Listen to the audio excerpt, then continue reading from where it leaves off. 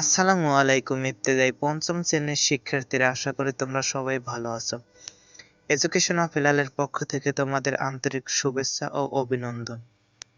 তো আজকে আমি তোমাদের সাথে আলোচনা করব তোমাদের বৃত্তি পরীক্ষার কুরআন মাজিদ ও তাজবিদ প্রশ্নের ধরন ও মান বন্টন সম্পর্কে।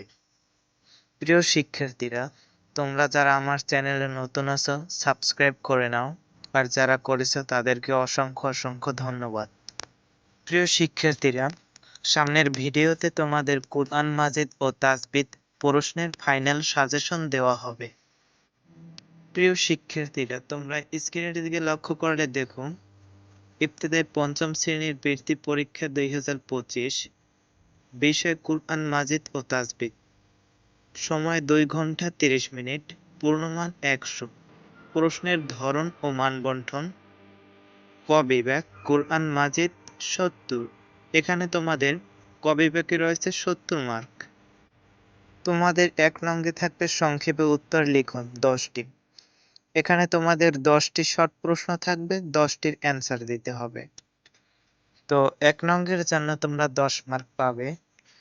তোমাদের 2 নঙ্গে থাকবে হরকত সহ সূরা মুখস্থ লিখন, এখানেও তোমাদের 10 মার্ক রয়েছে।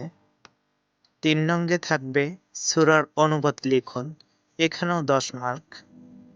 4 নঙ্গে থাকবে বাম ডান মিলকরণ, এখানেও 10 মার্ক। প্রিয় শিক্ষার্থীরা, 5 নঙ্গে রচনামূলক প্রশ্ন, 4টি প্রশ্ন থাকবে, 3টির উত্তর লিখতে হবে, এখানে রয়েছে তোমাদের 30 মার্ক। খ বিভাগ তাজবিদ অংশ, এখানে তোমাদের 30 মার্ক রয়েছে মোট।